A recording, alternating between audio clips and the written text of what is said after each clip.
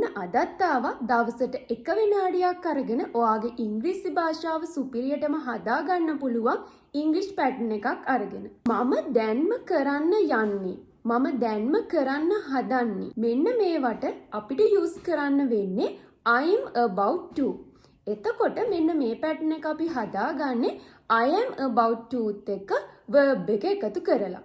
එහෙනම් අපි sentences කීපයක් බලමු. මම මේ කතා කරන examples ඔයාලත් මගෙත් එක්ක practice කරොත් ඔයාලගේ දැනුම තවත් ඔයාලට වැඩි දියුණු කරගන්න පුළුවන්. මම දැන් පිටත් වෙන්න හදන්නේ. I am about to leave. මම දැන් කන්න හදන්නේ. I am about to eat. මම ඔයාට call එකක් ගන්නයි හැදුවේ. I am about to call you. මම දැන් නිදා ගන්න යන්නේ. I am about to sleep.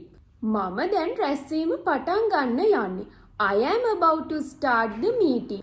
මම දැන් ඊමේල් එක යවන්න හදන්නේ. I am about to send the email. මම මේ වැඩේ ඉවර කරන්නයි හදන්නේ.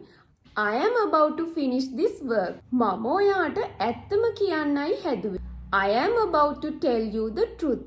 මෙන්න මේ වගේ වැදගත් lessons ඉස්සරහටත් බලන්න නම් අපේ English Talk Junction YouTube channel එක subscribe කරන්න අමතක කරන්න එපා.